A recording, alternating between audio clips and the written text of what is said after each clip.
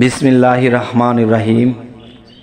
হে সমস্ত জগতবাসী, হে সমস্ত পরেশগার ব্যক্তিগণ, আপনাদের সামনে একটি আলোচনা নিয়ে হাজির হলাম। সেই আলোচনাটি করব।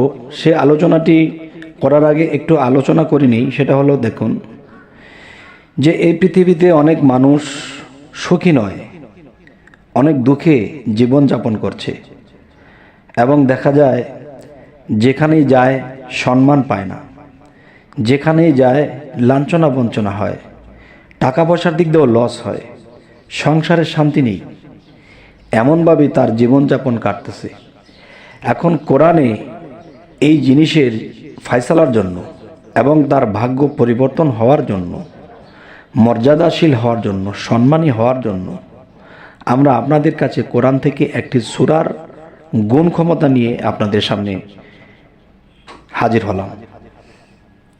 সেটি হলো সূরা জুমার। সূরা জুমারের আমল ও ফজিলত এই নিয়মে আপনারা করবেন ইনশাআল্লাহ। যেমন প্রত্যহ 7 বার করে এই সূরা তিলাওয়াত করলে তিলাওয়াতকারী মান মর্যাদা অধিকারী হবে ইনশাআল্লাহ। রুজি রোজগার বৃদ্ধি পাবে এবং সর্বদা সুখে শান্তিতে থাকবে আলহামদুলিল্লাহ।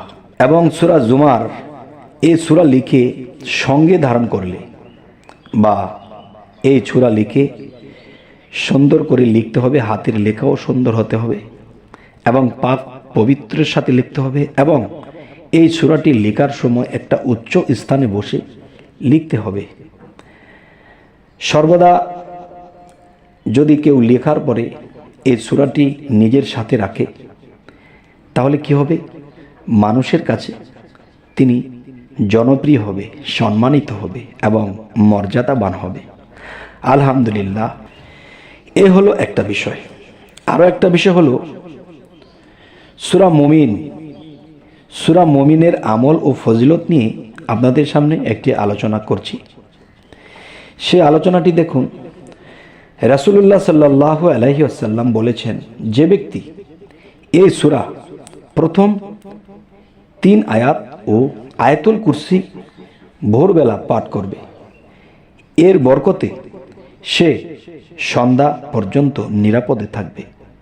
আর সন্ধ্যার সময় উক্ত নিয়মে এই আয়াতুল কুরসি পাঠ করলে সে ভোর পর্যন্ত নিরাপদে থাকবে।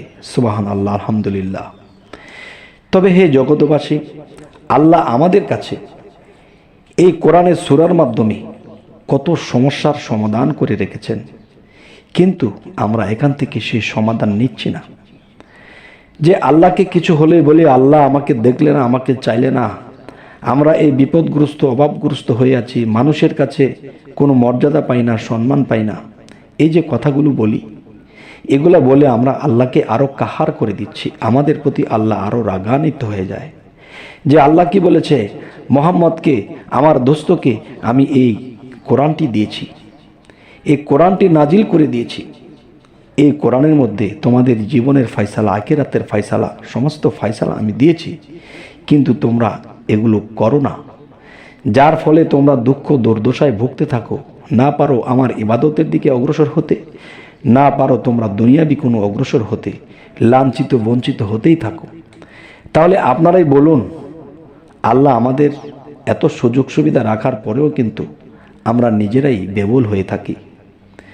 তবে হে জগতবাসী, আজকে যে আলোচনাটি করলাম, এ ধরনের আলোচনা আমি সামনে যেন আপনাদের কাছে পৌঁছে দিতে পারি। অবশ্যই আপনারা এই আলোচনা কেমন লাগলো অবশ্যই আমাদেরকে জানাবেন এবং কী ধরনের আলোচনা আপনারা চাইতেছেন তা আমাদেরকে জানিয়ে দেবেন। অবশ্যই সেই ধরনের আলোচনা নিয়ে আপনাদের সামনে উপস্থিত হব। তবে সকলেই ভালো থাকবেন। আল্লাহ হাফিজ।